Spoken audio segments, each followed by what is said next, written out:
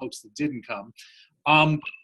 Thanks for coming tonight, and this is being brought to you by Wasabi Venture Stables. We are a racing stable that with really the big goal in mind of bringing 1,000 new owners to the racing business. That's the grand vision, and we do that in an honest, transparent way that allows you to invest as little as, you know, $50 and be a part of a horse. And we have no upcharges, we have no ongoing bills, and all we're trying to do is bring fun and excitement to folks who may or may not be experienced in the racing business. And that's our goal. And part of what doing that is providing sort of an environment where you also provide education and allow people to sort of learn things that they hadn't learned and understand the nuances of racing. And part of that is understanding how to read a racing form and to handicap a race. And luckily at Wasabi Venture Stables, we actually have members of our club who that's what they do, and probably in an addictive kind of way in some cases. But and one of those tonight is we like to call him GQ, Gary Quill, who is one of, I would say, 2 full-time people who handicap the Maryland racing circuit. Luckily, we have both people who do that as members of our club, so that's a good sign for our club. But Gary agreed tonight to do a session on that, and without further ado, I'm going to shut up for a change. And if you one last logistical question: if you have questions, you can go to the bottom of the Zoom screen and hit the chat and just type those questions in, and I will sort of filter those and ask Gary them as you're going along. But otherwise, I'm going to flip it over to you, Gary, and if you want to share your screen or whatever you want to do, it's all your show now. Sounds good. We'll try sharing the screen.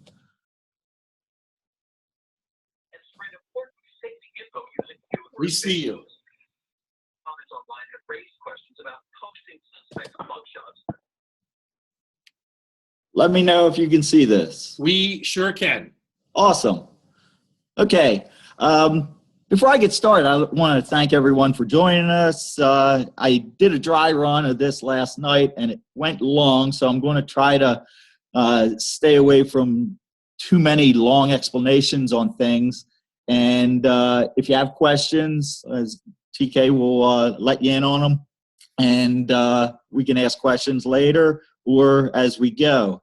What I'm going to do is try to make this fun. I'll throw out a trivia question for you. And if you have the answer, just type it in the chat, and TK will register it, or and I'll reveal the answer at the end of our session. So TK asked for my expertise in having people understand how to read the racing form. Now, the racing form is a publication which is equal to the Wall Street Journal. How is it equal to the Wall Street Journal? Well, I'll tell you. For horse racing fans, the racing form has what we call past performances. It has all of the statistics of the last 10 races of that horse, all of other statistics that go along with that to make the horse player more knowledgeable and hopefully make a more sound decision in order to who to bet on. The reason why I compared it to the Wall Street Journal is your financial advisor or money manager that you give your 401k money to, he's going to look up charts and read the stock charts in order to determine what stocks to invest in. So I always used to call the racing form the Horse Players Wall Street Journal. So with that as an overall picture, that's what the racing form is to horse players. Now, from here on in, I'll just refer to the statistics that horse players rely on in order to make a sound decision on who to bet on as past performances.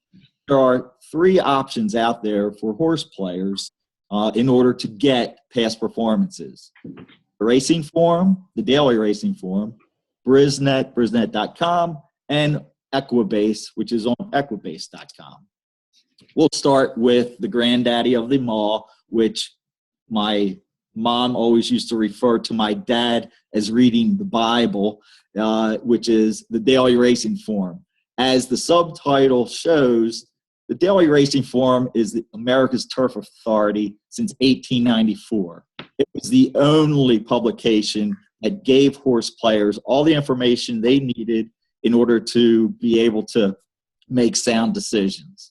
Today, over 100 years later, the daily racing form comes in 2 formats. You have your hard copy, which is similar to what you see on the screen.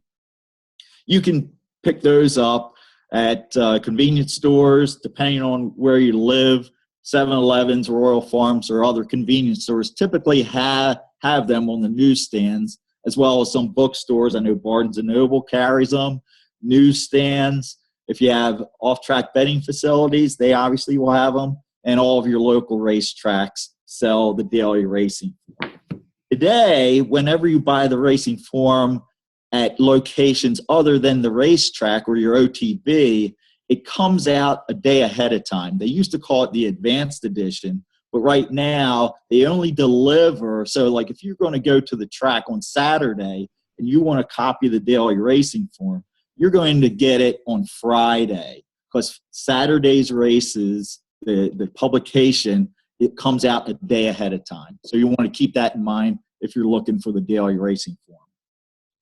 Because of the internet, the daily racing form also has a website, drf.com, and you can download individual past performances for whichever track you wish to have, go wager at, and you can download those from the drf.com, and they're selected ADWs, which are advanced deposit wagering, which are basically your online betting accounts like ExpressBet. ExpressBet has DRFs available. The other 2, Brisnet and EQUIBASE, they came on board a lot later. Brisnet was actually founded in 1971. Their past performances are known as Briz, and they're available from their website, brisnet.com, and also through selected advanced deposit wagering sites such as TwinSpires, because TwinSpires and Brisnet are all owned under the same umbrella. EQUIBASE has their own past performances as well. They're the past performances when you go to the track, the past performances that are in the track program when you go on site. That type of past performance format will be EQUIBASE's, and also as well they're available at specific ADW sites as well. I put a note at the bottom of this screen that is interesting, in that EQUIBASE was formed in 1990, but it wasn't until 1997 that it became the official database for all racing information. So basically, whether you're buying daily racing form, Brisnet, or EQUIBASE, it's all universal. All the statistics are going to be exactly the same. It's not like there's 3 different entities out there paying people to do the charts and comments and whatever. So it all basically comes down to format or cost, as we'll find out later on. Now let's just look at an overview. I have at the top, that's a past performance for a horse near and dear to a lot of Wasabi Stables' hearts, called Slick William. Slick William's past performances are on the top via the daily racing form, and on the bottom, it's the same past performances via Brisnet. It's all the same information. It's basically just how it's formatted. So whether you buy one or the other, it's all the same information. There may be some different information such as the speed ratings and speed figures that are provided, but regardless, it's all the same information. And then you have the EQUIBASE, which again, it's all basically the same format. You have the comments and everything the same. So what I wanted to do is I wanted to show you all three, because all three basically have the same format. Each one has certain nuances to it that you may prefer, or as I suggest, each option based on what website you use in order to purchase them, or your favorite online betting site will have those past performance available to you and will offer a discount, if not offer them for free on a download based on some other activity you may do for that racing card on their website. So for me, it came down to economics. So which one do I prefer of the three? I was an old dog who grew up on daily racing form, but ever since I got an account with a ADW, I discovered that instead of going out and buying the racing form that has 6 different tracks in there that I might only be interested in one, and the hard copy of the racing form is now about $8 or $9, I'd go online and I'd only want one. So I would download that particular card for just that track, and it's typically only $1 if you download for each track. And again, the incentive to use that particular ADW is that, okay, if you bet at least one race on that card that you downloaded, they'll rebate you the $1. So it's pretty much getting the information for free as you are supporting that particular online betting site. So Brisnet does have a few different formats and more information. The one that they like to advertise, it's called Ultimate Past Performances. It has a whole lot more information, but as far as I'm concerned, it has a little bit too much, and I'm a paper guy. I like to kill trees. I can't do my handicapping. I need to scribble on something. So there's extra pieces of paper that get printed based on the ultimates versus the premiums. So the premium plus, as you see in the top hand corner, that's the type of format for the brisnet.com that I prefer. Now, let's just start going through the format of the Brisnet Premium Plus past performances. At the top of every page here in the red rectangular, it'll show the race, the conditions of the race, the date of the race, and the race number on every single page. What I found, for some reason, DRF only shows this on the first page of that race. And to me, it's kind of important to see that on every page as I'm flipping pages. Now down in the area that I have the green rectangular box, the Brisnet shows all of the exotic wagers that are available for this race, race 4. Exactas, trifectas, daily doubles. Every track is going to have win, place, and show, so they don't show that. But whenever there's pick 6s, pick 3s, pick 4s, they want to make sure the bettor sees this at all times. Now, if we come down a little further, where it says 5.5 furlongs, this area is the condition of the race. It tells you the distance of the race, what type of race it is, and a narrative where it says what the total purse is, if there's any bonus money, and the narrative where it says it's for 4-year-olds and upward, which have never won 2 races. It says what the top weight is. Everybody's going to carry 124 pounds, meaning the jockey and any saddle weights. Here, in case any maidens want to be involved in this race, they're going to get a 5-pound allowance. And also as an incentive to maybe if a trainer or connections feel that if they have the jockey carry some less weight, that might give them a little advantage. Well, there's a cost involved. If you beat your horse in this race, you're saying, I'm willing to lose this horse. He's up for sale for $10,000. And here in the condition, it says that claiming price $10,000. And then it says for each $500 to $9,000, 2 pounds, which means that if you feel that you don't want your horse to carry 124 and you want to have less weight, or you're willing to sacrifice that weight for $500 off of the claiming price, you can do that. So that was the case with Slick William, where the connections wanted to get that 4-pound allowance, $500 for every 2 pounds. So Slick William carried, instead of 124, 120. So his claiming price went from $10,000 to $9,000. The other area of this green area is the post time. Depending on what time zone you're in, brisnet will put in parentheses what the anticipated, what the anticipated post time is. And then since Laurel's in the Eastern time zone, it has Eastern, and then followed by Central, Mountain, and Pacific.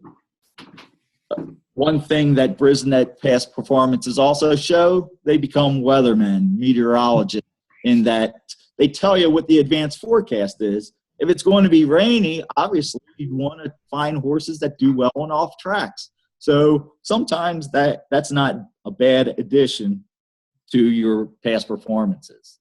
And the last part of the top section, off to the right, top-hand side, above the graphic of the track, is what's known as PARS. And what this does is, based on a conglomeration of statistics for this race at Laurel, this condition, and this distance, they have calculated what the average winning horse's speed rating is. And that's why I've kind of highlighted it here and pointed down to these columns that we'll touch on later on. So if you want to have a quick see that, okay, the overall speed rating for this race in this condition is an 82, and we look that Slick Williams' last race, he had an 88 speed rating, so he should be one of the favorites to win this race. So that's just a quick way of trying to gauge a horse's ability. Now we'll get into the actual past performances and what each one area means. I've broken this down into sections. The big bold one is the saddle cloth number. Underneath there is the morning line odds, which is 2-1. Over to the right of the number 1 is the horse's name, Slick William. In parentheses, this is the brisnet abbreviation or code for the running style of the horse. A P means oppressor. Sometimes you'll see an E, early speed. There's about 4 different codes, and we'll touch on those later. Underneath the horse's name is the owner, and then underneath that is the silks that the jockey will wear. That helps in order to identify your horse outside of just the number on the saddle cloth. And then underneath that is the jockey's name. The jockey's name is in the last name first, first name next, and then middle name. And parentheses shows his statistics at Laurel, at that particular track. So Steve Hamilton, jockey Steve Hamilton, at the current meet at Laurel, which is very long, he's had 236 mounts. The next 3 pieces of numbers are how many times his mounts have won, has run second, and run third. Hey, Gary, I think we had a good question come up. Okay.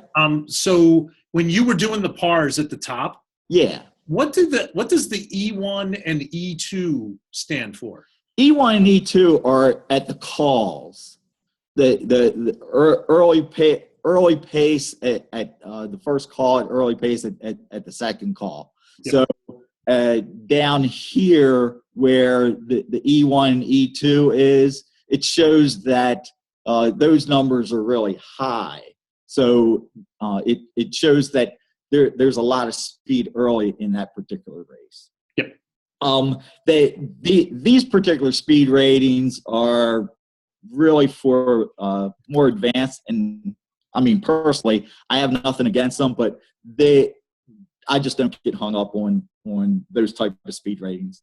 Just the overall speed rating underneath the which are bolded, are the ones that I kind of weigh heavily on.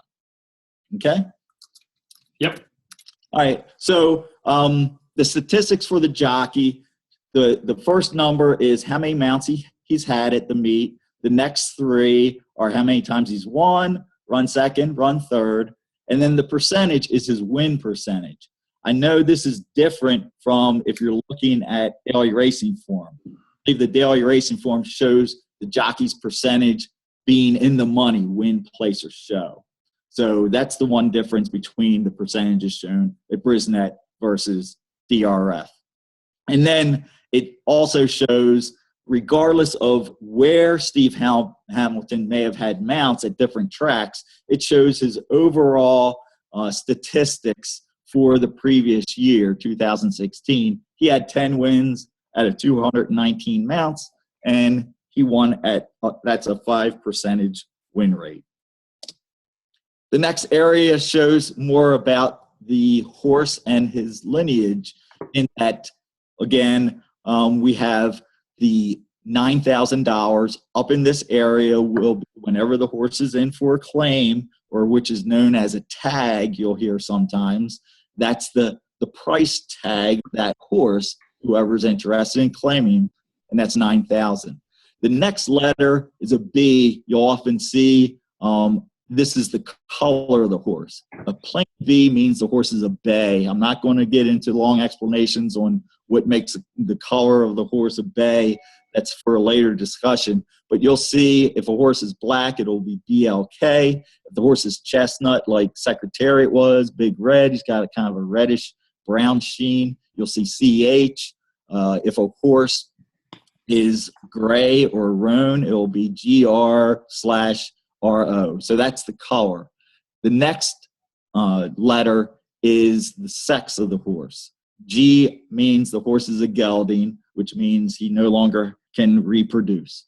He has been, that's been taken away from him forever. In here, your options are limited. For male horses, you'll have a colt, which means the horse is under the age of 5. If the horse still has the ability to reproduce, he'll be an H for a horse. Then we have the gelding, which we've talked about. A ridgeling is a rare phenomenon where the children aren't in the room. He has, the horse has at least one testicle that hasn't descended. Believe it or not, American Pharaoh was a ridgeling at one point in time. And then for the female horses, there's only 2 letters. F for filly, which fillies are 4 years and under. And then once a female horse reaches the age of 5, they become a mare, an M. Going down the next couple lines, the sire line means Great Notion was William's dad, and in parentheses is the sire or the dad of Great Notion. That number next to that, the $3,500 is the fact that Great Notion stud fee is $3,500. Dam means that's the mom. Mark Me Special is the mom, and her dad, sire, was Haymaker. The next line down is the breeder, the stable or the farm or the individual who owned the breeding rights or bred this horse, and in parentheses indicates the state in which that horse is registered and was bred. The last line down is the trainer statistics. Same as the jockey, in the parentheses, the number of starters the trainer has sent out at Laurel. John Hartzell Jr. sent out 30. He's won 2, has placed 6, and 7 have showed for 7% win percentage. And then his overall statistics for 2016. He had 4 winners out of 53. Over to directly to the right, you'll see the big L and the 120. The 120 is the weight that the jockey's carrying. The L indicates the medication, which is Lasix. Majority of horses will run on Lasix. It's a diuretic that will help the horse from not bleeding through its nostrils, which is common in racehorses. One thing that's specific to a brisnet past performance is the prime power. This is kind of like a super speed rating just for this particular race. It has a conglomeration, an algorithm for the horse's bloodlines, his last couple races, the conditions of the race and whatever, and it comes up with this prime power number. And if there's 8 horses in the race, each horse will have a number, and the number in parentheses indicates the ranking within this race. So Slick William in this particular race had the highest prime power number. And a lot of times this is helpful in your handicapping as well.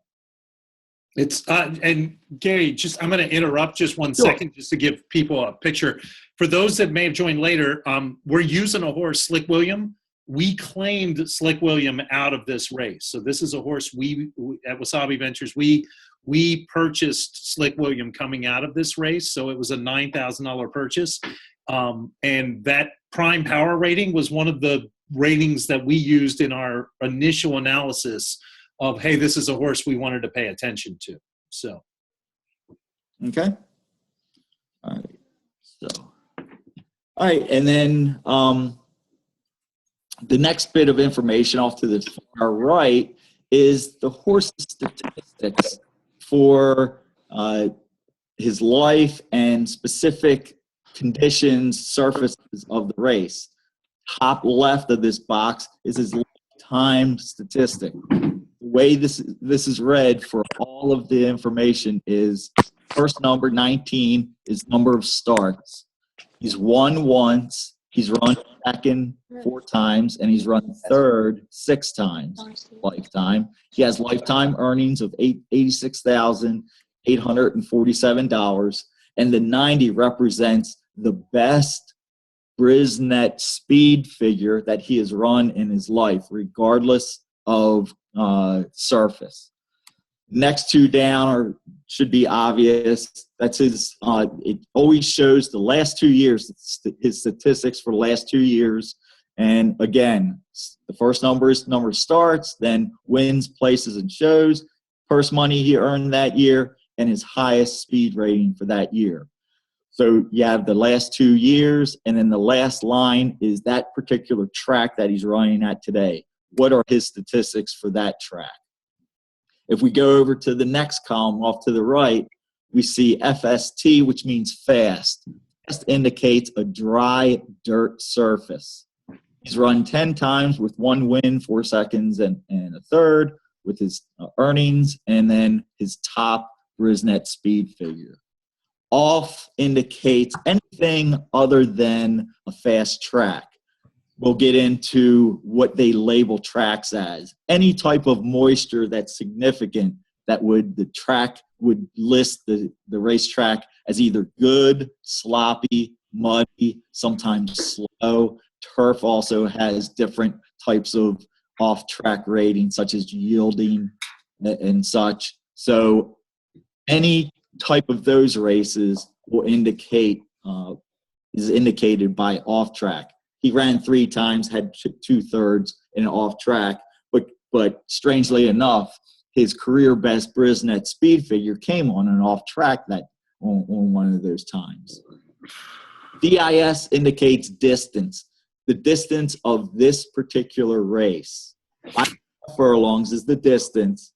He's never run 5.5 furlongs. Next one down, TRF indicates turf. He's run 6 times on the turf with 3/3. And then the last one, AW, indicates all weather. Back about 15, 20 years ago, the industry thought that synthetic surfaces, fake dirt, were safer on the horses. So a lot of tracks converted over to a poly track or a synthetic surface. A lot have since reverted back to real dirt. A couple of them, Santa Anita and Keeneland. The only 3 tracks that I'm aware of that still have synthetic are Presque Isle Downs, which is in Erie, Pennsylvania, Golden Gate Fields in Northern California, and Turfway Park, which is in northeast Kentucky, which is just south of Cincinnati, Ohio. So that's what all weather is. We'll move all the way down to the bottom, and these 2 columns and rows indicate the workouts. It's where the horse trains in the morning, and anytime the horse goes out for a breeze or a workout, there's a track clocker that's notified, and he records the distance, the time, and at the end of the day, how many horses ran that particular distance, and where this particular horse, his time was fastest per the number of races. So let's look at Slick William. His most recent workout was the 23rd of December, 2016 at Laurel, 4 furlongs on a fast track. He went in 49 seconds and 4/5. Racing fractions have always been in fifths of a second. More recently, and a lot of the tracks, or most tracks, now do it in hundredths of a second, but all the statistics that you'll see in your past performances will be in fifths of a second. So the small number indicates how many fifths. Yeah. And then the big B indicates that it was breezing. There's 2 types of workouts, breezing and handily. Handily means the exercise rider kind of asked the horse for his best, versus breezing as the horse did on his own. Yep. And then the two numbers here indicate that he was the 16th fastest work out of the 39 horses that worked 4 furlongs at Laurel that day. Yep. So Gary, we got a question from the audience earlier. Mary asked, and she asked, how reliable are the times on those workouts? How can you rely on those times being accurate? Okay. Yes, you can rely on those being accurate because there's an official clocker who works for the track who states those times. Now, behind the scenes, there have been stories that say that if someone has a horse who's never run before and they're interested in trying to have that horse either not get claimed or just get a good price on them, they might buy the clocker breakfast and, put it in a small time. That's why, as far as I'm concerned, as a handicapper, I don't look too much into the times of the work. What I like to see is a good pattern of the works. For horses that have been running, I really don't care. It's horses that are coming off of long layoffs or first-time starters. A good work pattern is a horse that works every 6 to 7 days.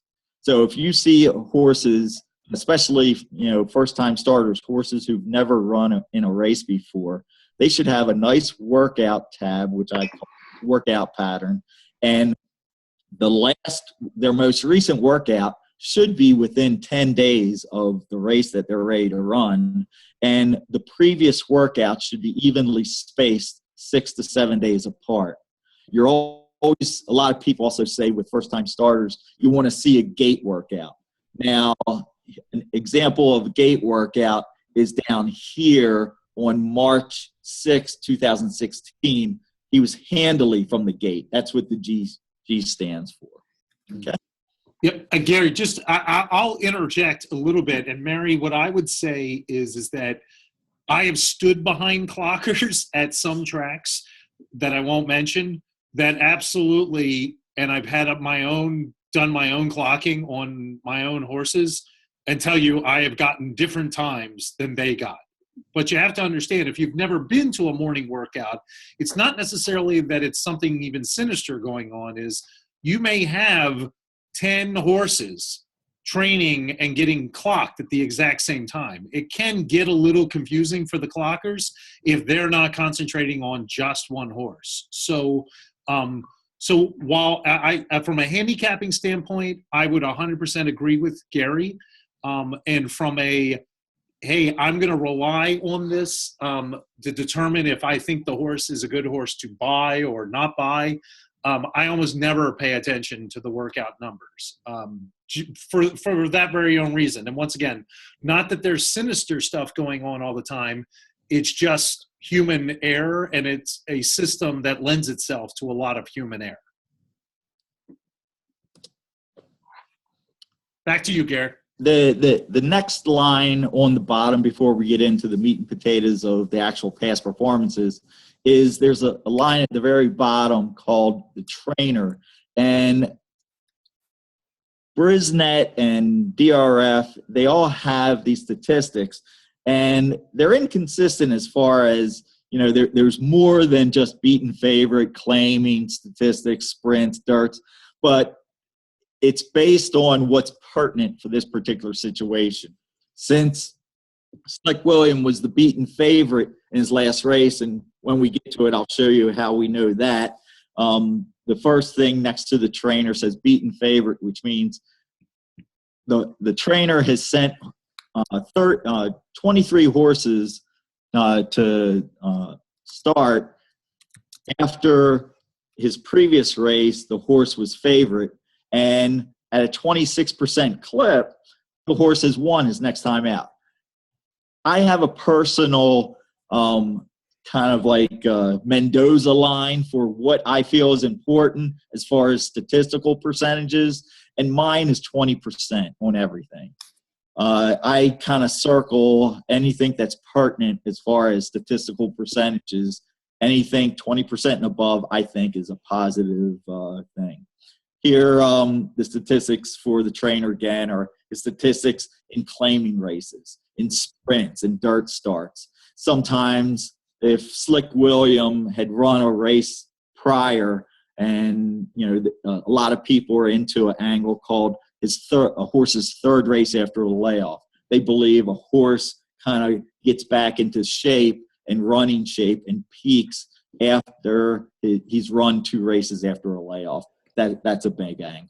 So on the same line, all the way off to the right, you'll see J/T meat and J/T 365. These are statistics for when the jockey and trainer hook up on a horse. Obviously, it's 0, which means Steve Hamilton and John Hartzell have never come together with a horse at the current Laurel meet. And then the next one, 365, means the last year, the last 365 days. What are the statistics? So again, it would basically say, okay, so many starts, and this was the win percentage for that trainer jockey duo. I put a lot of emphasis on that because sometimes there's just jockeys and trainers who do well together. And there's also what's known as a jockey who has what they call first call, which means like nowadays with Maryland-based horse that's now on the Derby Trail, El Arib. It's trained by Cal Lynch, and Trevor McCarthy's ridden El Arib in all of his races, and Cal Lynch is staying with Trevor, even though he's not a big-name jockey. Well, because of that relationship, Trevor McCarthy's you're going to see Trevor McCarthy ride every single one of Cal Lynch's horses because of that relationship, whether it has a good chance to win or not. Now, as a handicapping angle, knowing that if I see a Cal Lynch horse in a race and Trevor McCarthy is not on that horse, but he has a mount on another horse, then all of a sudden the light bulb goes off, and I'm going to pay attention to the horse that Trevor's on. Now, and Gary, I'm just going to interject just so people understand. The jockeys are free agents. By and large, they're completely free agents. Very few of them are 100% tied to a trainer or owner. There are very rare situations that is the case, but those are beyond rare. especially in the U.S. So a jockey every day gets to choose which horses he's riding on. So obviously, and he gets paid the better the horse does. So obviously he or she wants to be on better horses. So that's when Gary mentions there that he's looking for an angle, not necessarily that the jockey himself makes that much of a difference, but which horse that jockey picks can tell you a lot as you're looking at the horses, because they obviously have an inside angle and a vested interest to pick the best horse they can to be on. So those are the kind of angles you're looking at when you look at those trends. All right, very good. So now we're going to get into the meat and potatoes of the past performances, getting down into Slick Williams' past performances. As I had mentioned earlier, the Daily Racing Form, Brisnet, EQUIBASE, they will all give you the last 10 starts for that particular horse, if the horse has at least 10 lifetime starts. So I've kind of sectionalized each bit of information as we go across for the last 10 starts. They're in ascending order per his last start. So at the very top will be his most recent start. So just think of this as columns, and each row represents a race. So the first bit of information is the date of the race, where the race was held. Each race has a 2 to 3 letter abbreviation. You'll get to know tracks abbreviations as you read through the racing form. And then the small number to the right is what race number on that particular race day the race was run. So this was the third race on the 8th of January 2017 at Laurel. The DIST indicates the distance column. That particular race was 6 furlongs. If you notice going down, Slick Williams run 1 mile and a 16th. He's run 5.5 furlongs. To the left of the 5.5 furlongs is this T in a circle. That indicates it was a turf race. If we look further down in that same column where the circle T is, you'll see a circle with an X. Whenever you see that, that means the race was originally scheduled to be run on the turf, but because of probably weather conditions, too much rain or whatever, the track management decided to take it off the turf, and it was run on the main track. And then if you see any in your past performances, an A with a circle, that's the all-weather track. That's the Golden Gate, Presque Isle Downs, Turfway Park. All their past performances, you'll see an A for all weather. And then the last column in this box is the condition, the surface condition. FT indicates fast. If you go halfway down, about 6 races ago, you'll see a MY with a little s. That indicates the track was labeled as muddy, and the S means they sealed it. There's a specific way that the track maintenance kind of surfaces a track that's wet or sloppy or muddy, which seals it, which a lot of people think that favors speed horses. So that's why they've added the fact that it's just not muddy, it's been sealed. And on turf races, the FM indicates it's firm. That's like a fast surface when you're talking about turf races. Turf races that are the ground is kind of soft. Sometimes you'll see SF for soft. Other times YL for yielding. So they're the different track conditions you'll see in past performances. Yep. And Garrett, as you gear into the next section, I just wanted to point out that as you'll see here, and once again, talking about Slick William and trying to give you everyone on the phone even another perspective, even beyond just reading the form and handicapping, we claim this horse. If you'll notice, Slick William ran all kinds of distances and all kinds of surfaces. And as Gary will move to the right, you'll see consistently did well no matter what the surface or distance. So that's a horse that's very versatile, and you want a horse that's versatile because it's hard to get races in every kind of distance and condition that you want. So you want a horse that's versatile, who can run every 3 weeks if you need them to be in a type of race. You can find a race for them. So that was one of the really appealing things about Slick William, was that it's a very versatile horse who's consistently done well. So that's why we claimed it. Cool. Yep. Definitely. And when we get to it, I'll add another reason why I like the fact that Wasabi claimed Slick William. So this section indicates the times of the races, or what's known as the fractions of the races. In every race, regardless of the distance, whether it's 4 furlongs or a 2-mile race, the chart callers, there will be, the time splits. And based on those time splits, these are the times of the race based on the horse who is leading at that particular time. At the track, there are electronic timers that when the first horse passes past that kind of infrared light, that trips the timer to stop the clock at that particular time. Every race, it's going to be at the 2 furlong mark, which is the 23, and then the 4 furlong or half a mile, which indicates the 47. The next 2 points of call, the third and then the fourth points of call, are going to be different based on the distance. As you can see from the top line, which was a 6 furlong time, and the 1 1/16, you'll see 59 and 2, that's 5 furlongs. And the race, the final time, is the 1:12 and 2, which was for 6 furlongs. Now, when you go down to the second line where you see the 1:15 and 4, that was the 6 furlong time for the race that was actually a 1 1/16. But the last piece of timing is always the final time of the winner, not your particular horse. Anybody out there who is familiar with harness racing and looking at their past performances, that's the one big difference.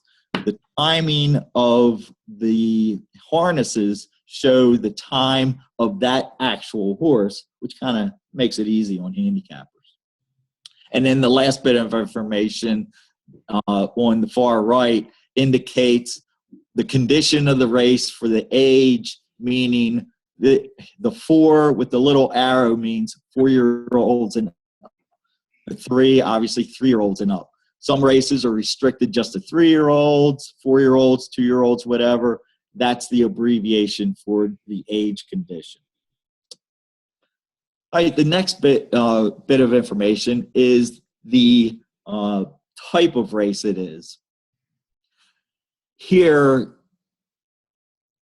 Slick William was in for a claiming price of $10,000, and the reason why it has a /9 next to it is that in that race he was also offered for $9,000 in order to get that weight drop. Any horse that is in for less than the full price of $10,000, you'll see the additional slash after $10,000. And then the lowercase n followed by the 2 and the uppercase L is the abbreviation for $10,000 claimers for non-winners of 2 races lifetime. So all the horses in this race have only won 1 race. And to TK's point, as far as why Wasabi was attracted to this horse based on his past performances and all the distances and surfaces he could run, there's something known to handicappers as back class, meaning the horse, even though he's running for $10,000 now, he's proven himself at higher levels. If you look 5-6 races back, the OC 25K/20, that's an optional claimer where he could be claimed for $25,000. He ran second, he ran second twice, and third. He was competitive at that level. Obviously, when he ran that distance race back in November, the second line, the S in the box is a state bred for allowance horses, which are really good. He showed early speed, and then he just backed off. He ran against good horses that day, and I'll point that out when we get to the comment in the top finisher section. So for me, Slick William was attractive in that I believe in back class. If a horse was once good, I believe that maybe he's just off form and he has a chance to get back to that level. So that's why Slick William was attracted to me. If you look at the very bottom line on this highlighted row for Slick William, you'll see a dash lowercase c. That indicates he was claimed out of that race, and the line right above that tells you who he was claimed from, meaning he was claimed from Low Farm Racing and who the trainer was, and it gives the trainer statistics at that particular point in time. The reason why I have the other horses right below him is because that horse ran in other types of conditions. Now, if you look me in the eye, 3 races down, he ran for $25,000 claimer, 9 winners or 2 lifetime, and you see a dash V. This is very rare because this is something that California has, that their stewards actually do this. And the V means that someone put a claim in for the horse, but the stewards decided, based on maybe how the horse came back from the race or in the test barn afterwards, they decided that they should void the claim, that maybe they felt the person who put in the claim wasn't getting the type of horse they thought. I'm 100% certain that I'm not sure how many jurisdictions have the ability to void claims. I know a lot of people don't like it because they want the horse, but if the stewards deem that the horse shouldn't be claimed, then they can do that. So I just wanted to point that out. And that particular race was run at Del Mar, which is in California. So the different types of level of competition when we're talking about race types. The bottom line is maiden race. A maiden means a horse who's never won a race. Once a horse wins a race, the horse is then eligible for higher level races. Based on how well he did winning that maiden race, he might go into a claiming race, which means the horse is for sale, such as what we've seen with Slick William. Horses are for sale, and that's kind of, that can be anywhere from as low as $2,500 in some tracks in New Mexico, all the way up to $100,000 that they run at Saratoga. So even though claiming races are typically looked at as cheaper races, there's actually some very good horses who, if you want to put out $80,000 to $100,000 for a horse, they can be claimed. Horses that the connections feel are really good and they want to develop them, and they don't want to take the risk of losing the horse to a claim, there are various allowance races, to very good ones that have conditions that they haven't won certain conditions, all the way to horses that have run in claiming races that are eligible for what they call starter allowance races. Also, handicap races that are kind of rare. Years ago, they wrote handicap races, which were sort of like a stakes race, but it gave horses of lesser talent an edge by the racing secretary assigning a less weight. So say if recently we had California Chrome and Arrogate running, and they're obviously the top of their class. If they put together a handicap race, they would assign those horses maybe 130 pounds jockey and the saddle to carry, whereas some of the other horses who the racing secretary thought didn't have as good of a shot with equal weight, they would only assign them maybe 110. So a 20-pound difference can really even out the scales. But handicap races are rare. They were more popular back in about 50 years ago. Then you have the pinnacle, the stakes races, Triple Crown races.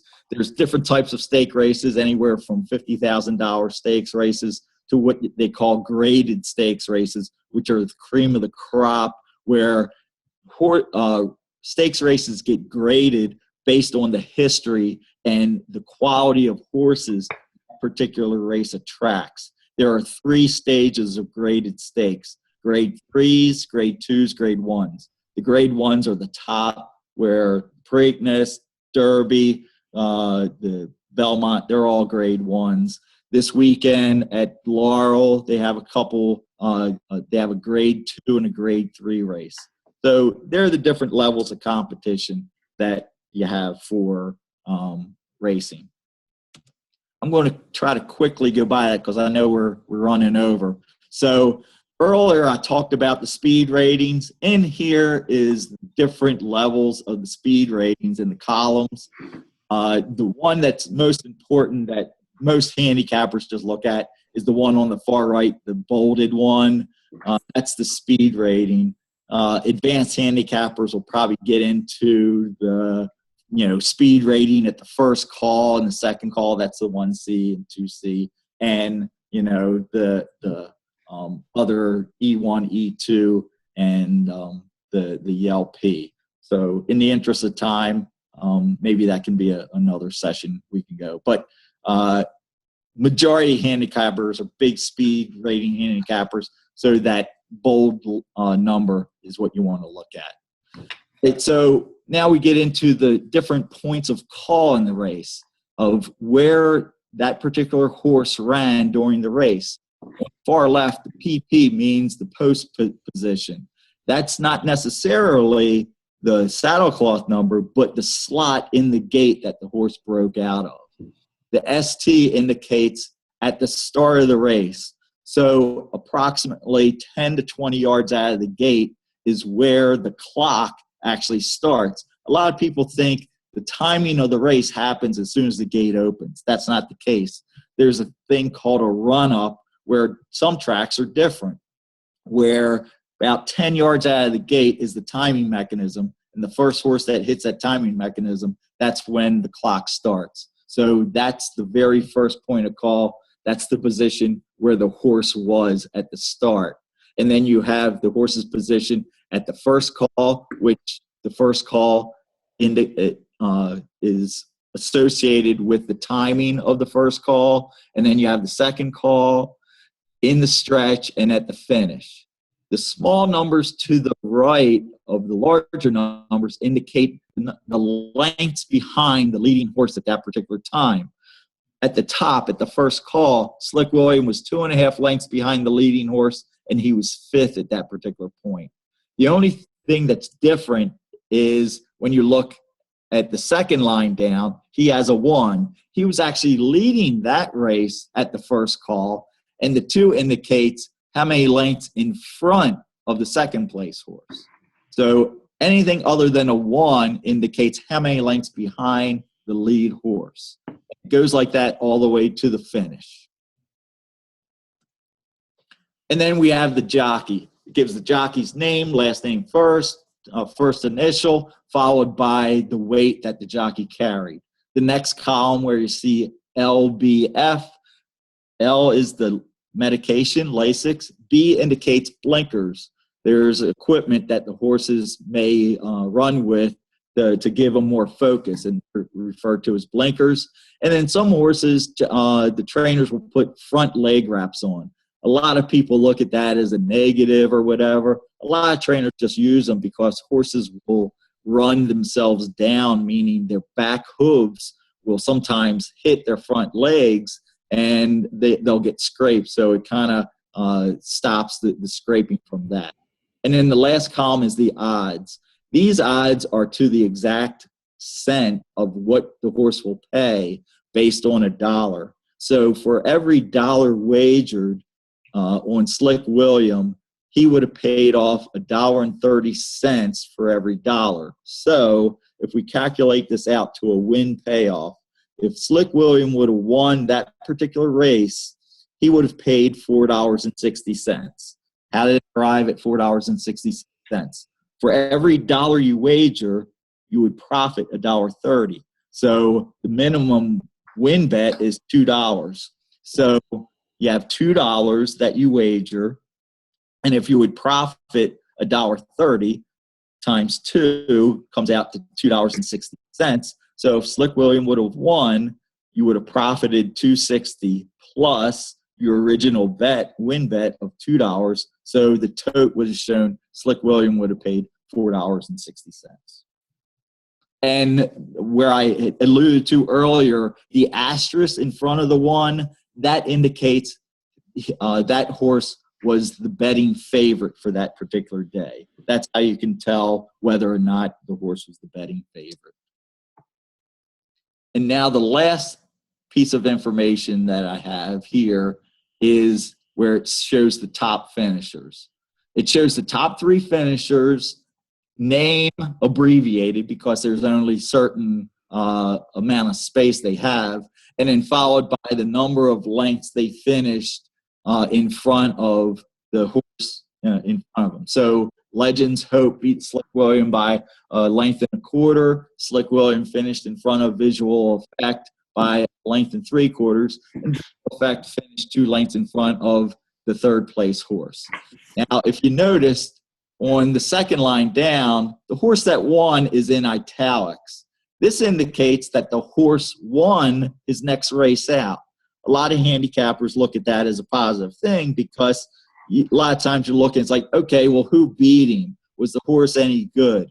Well, that gives you a kind of a clue that, yeah, Jim won that race, and he went on to win his next race. Well, obviously, it depends on what class level Jim ran at, but still, it's always positive to see that your horse or the horse that you're thinking about betting got beat by a horse who the next time he ran won. And that doesn't mean just the winner. Down here, here's a horse that ran 3rd and he won his next race out because Slick William ran against him. Here's the next race out, and that horse had won. And then the last is comments. Regardless of what past performances you purchase, the comments are going to be exactly the same. They're abbreviated. Some mean more than others. There's WD means too wide, bid, on the rail, stopped, bid between, came back, game, 4 wide, under a drive at the 5/16. All right, to the average person who doesn't follow horse racing, what does that really mean? Okay, well, a horse being 4 wide on the turn versus a horse 4 wide on the backstretch makes a big deal because he's losing ground if he's 4 wide on the turn. So here's a illustration of the markings throughout your typical 1-mile track. The track is measured from the finish line, which is always at this area of the track, and it's measured going back, okay? So the big poles are at every 1/8 of a mile for the track. The smaller ones are every 1/16 of a pole in between the 1/8 pole markers. So the comment on Slick William was he was 4 wide at the 5/16. Well, the 5/16 pole was on the turn. So that's significant, being 4 wide on the 5/16. Sometimes you'll see, oh, the horse was 7 wide in the lane, which means the stretch, or 7 wide at 3/16. Well, he's not losing any ground running on straightaway. So knowing where these pole markers are big in handicapping races. Oh, I'm sorry, I have to go back. And the final piece of information is on the far right.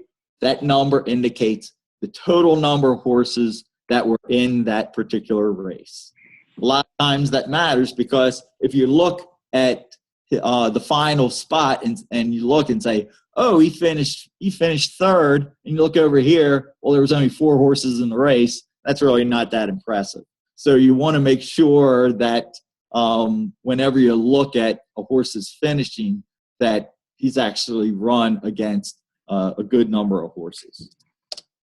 So that's my 1 hour long spiel on how to read the racing form. In addition to that, I urge you to watch replays.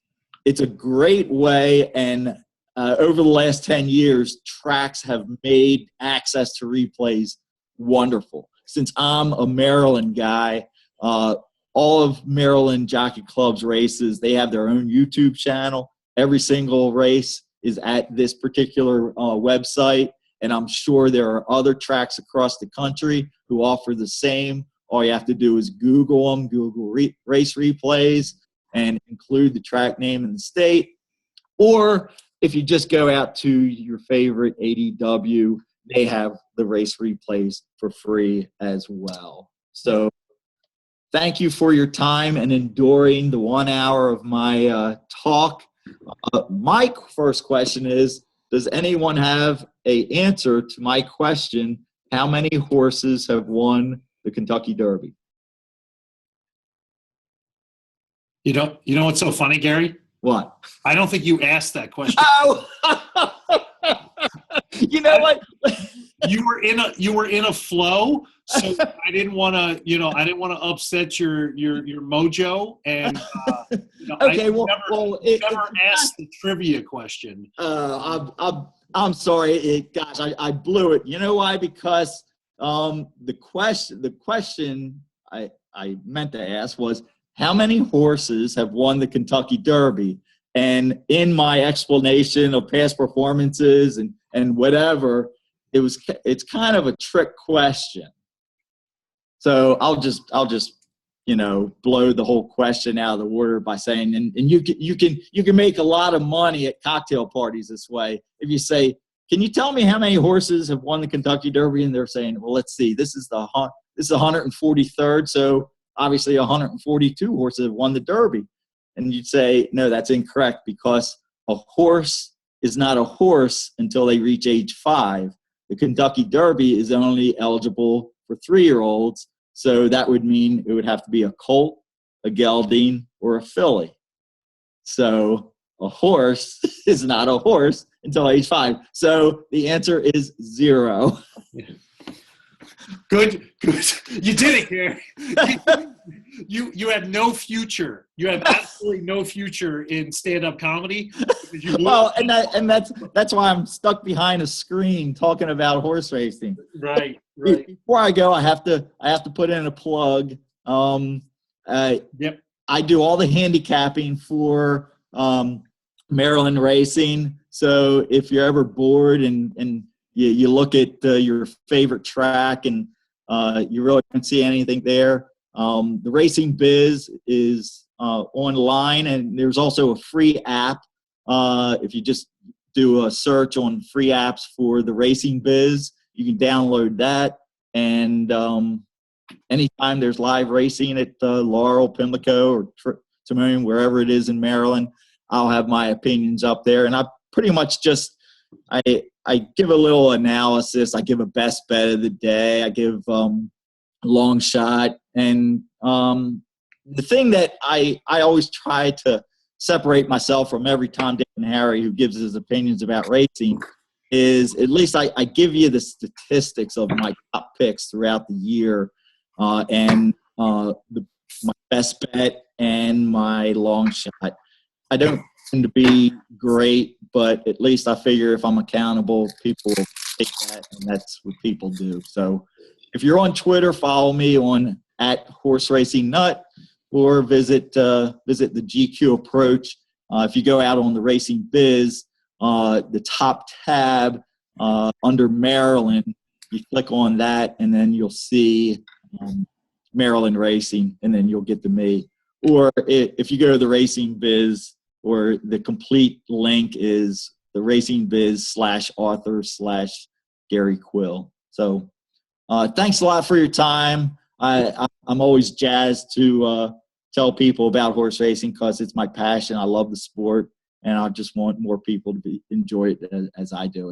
I appreciate TK and Wasabi Stables giving me this opportunity. And if you have friends who also are interested, I know TK puts all these webinars up on their YouTube channel, so check it out in the future.